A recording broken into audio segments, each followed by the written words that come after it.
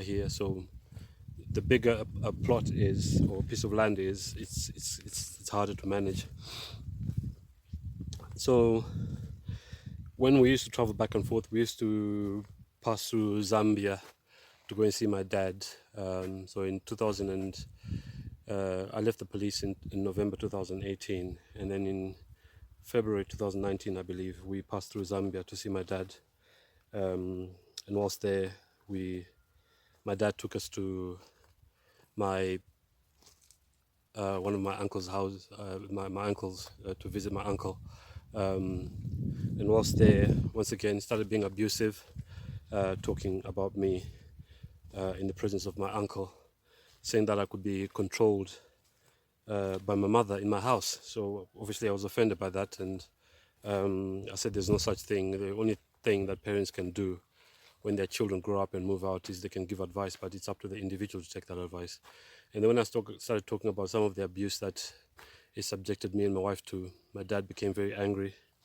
He started raising his voice, shouting, and then eventually said, I'm not going to repeat the exact words he said because, the scriptures say that no corrupt communication should proceed from our mouths, but he said, you should have just taken your effing wife to Harare, meaning I shouldn't have passed through Zambia to see him because I'd made him angry and all this other stuff. And even after swearing at me and my wife wasn't there. She had just gone out with someone else. And even after saying that to me, when things calmed down a bit with the help of my uncle, my dad started asking me about money, how much money I got, when I was in the UK and stuff like that. So after a few days, we then left Zambia and came to Zimbabwe. And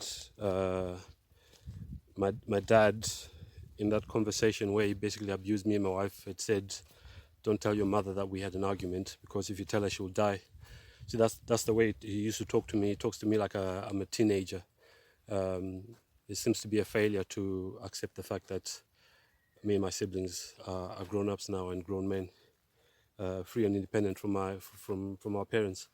So he said, don't tell your mother that we had an argument, because if you do, she'll die.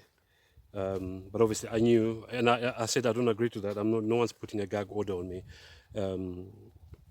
And so when we came to Zimbabwe, I called my mother after about 2 weeks of arriving in Zimbabwe, and I told her what had happened. And she said, that's interesting, because your dad called me already and told me what happened, and his story is a bit different from yours. And she said it's good to hear the other side of the story and not basically the version that she was told. So I believe my mom then told my dad what I had said. And then one day when I was having my devotion, I had my phone next to me, and I got a text message from my dad saying, hi, and yeah, next time when you visit, don't come to Zambia until you learn to respect me. I did not fail. Now, that last part of the message, I didn't understand what he meant by that, but I understood later on. But he said, don't come to Zambia next time when you visit until you learn to respect me, which I thought was very condescending language to be saying that to a grown man like myself. So I said, respect goes both ways, and basically told him that he had failed to apologize to me and my wife, even though there was a point in the past where he had said he was going to apologize to me and my wife because of all the offensive things that he said to me and my wife. But I said, you haven't apologized to me and my wife, and basically he then said to me, you and your wife can go to hell, which really hurt me quite a lot, because I'd helped my dad quite a lot and my mom. I was sending them money every month. And at one point my dad needed an operation, and I sent some money. I contributed some money to his operation, so that hurt me quite a lot. But when I started telling other relatives, and when other relatives started hearing what had happened between me and my dad, straight away they started supporting my dad without even talking to me. And just bear in mind that most of my relatives are SDAs, and but their characters are not Christ-like, which is also something very disappointing. One of the hardest lessons I've learned is that basically most Christians are fake. You know, they are not Christ-like, because that's what it means to be a Christian, is to be Christ-like. Um, Even my younger brother who follows me, who wasn't there when all this happened, he was actually he had gone to America initially, but had moved to Canada. When he was told by someone else, whoever told him, maybe my mom, what had happened, he started going around talking about me and basically trying to say that I was guilty, you know. And some relatives, when they heard what had happened, they initially, especially if they were talking to me, they would say what my dad had done to me and my wife was wrong, and all the words that he had said were, he shouldn't have said that. And then later on they'd come back and say, start supporting my dad. I mean, one of them even said that, oh, you have to talk to your dad and basically reestablish communication and have a relationship with him because you're using his name, meaning that I'm using my dad's surname as if the surname is trademarked. And my mom as well, who initially had said, "Oh, it's good that you told me what happened because your dad had told me a different version," came back and started telling me to be quiet, basically, pretty much telling me to be quiet, um, and also said that the commandment to obey to honor your parents.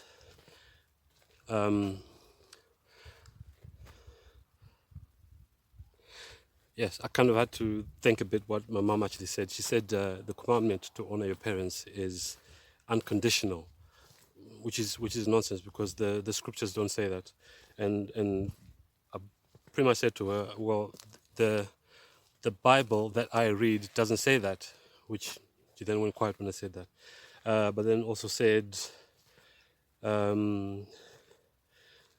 many hurtful things in support of my dad, bearing in mind that my mother has been a victim of domestic violence for over 50 years now, and um, um,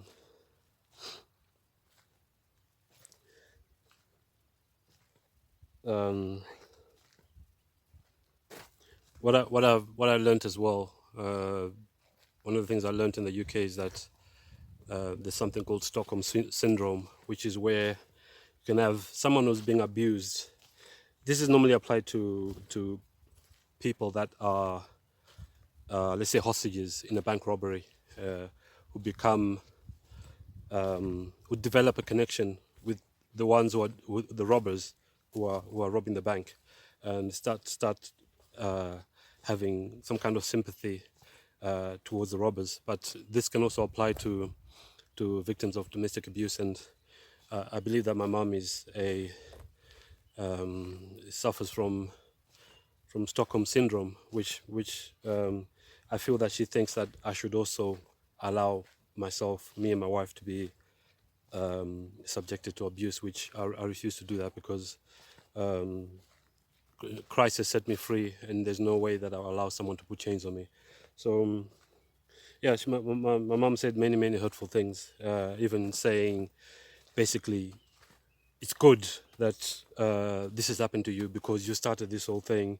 It serves you right. And at one point, she said, we were texting on WhatsApp, and I said, it's best if we actually talk on the phone. But she said she couldn't talk at the time. I think she was busy. She was working or something. She was in the UK at the time. She said she couldn't talk, so we had agreed that we would talk maybe like in 2 days' time or something. And then she sent me a text message saying, but you have to admit guilt. And I said to her, I said, don't coerce me. I said, admit guilt of what? I said, that's what we're supposed to be talking about, isn't it?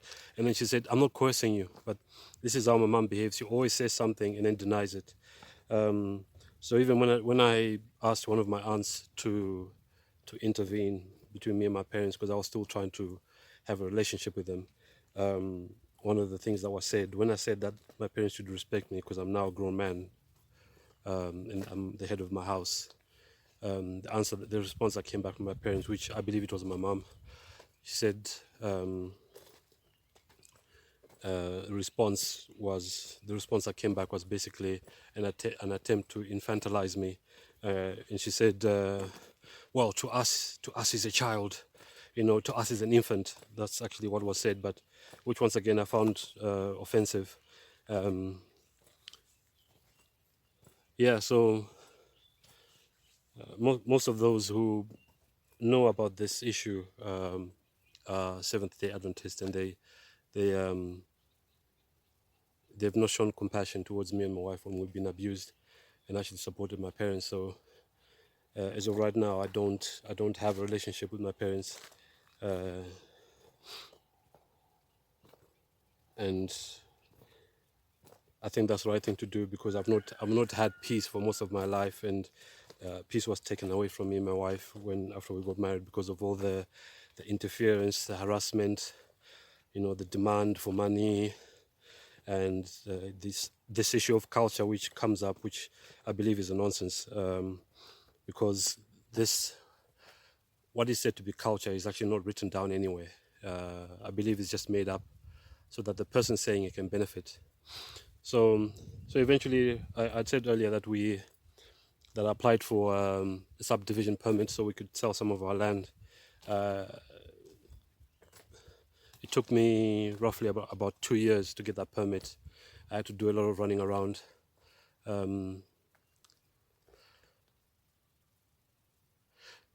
Eventually, I got that permit, and we managed to sell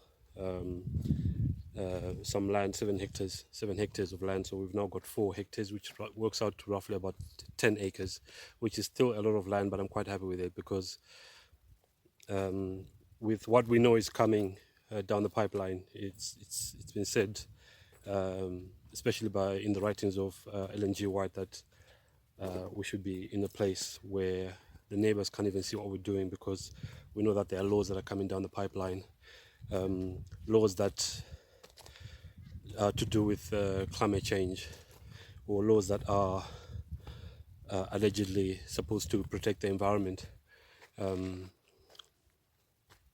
So we have about 10 hectares, and with the stream going past and lots of wood, so we use a wood burning stove to cook, just to bring down the cost of electricity. And something else as well that happened, which I found interesting, was that when I started selling or telling people that we were selling some land, there were 2 SDA families who said they were interested, but the offers that they gave us for the land were basically peanuts in comparison to what we eventually managed to sell the plot for. So even when it comes to this plot of land that we're trying to sell, I found that SDAs were trying to basically cheat us, because one of them offered us $10,000 which is nothing, because in that $10,000 you have to pay tax as well, a lot of tax.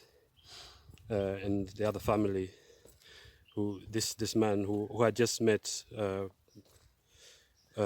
just prior to getting the subdivision permit, but by this point I was marketing the property with the intention of selling it. He offered, he said, I wouldn't pay you more than 15,000 US for that, which once again they were trying to cheat us, because in the end we sold the plot for over 100,000, which helped us to purchase some properties where we get passive income through rentals. So that's where we are in Zimbabwe, and feeling quite happy where we are, and we've settled in quite nicely. There are problems in Zimbabwe like in every other country, but I'm quite happy where I am. And we haven't forgotten our mission of being a witness to others. We share scripture, we buy Bibles and other literature and share those with those in our community, and we help orphanages and children's homes by purchasing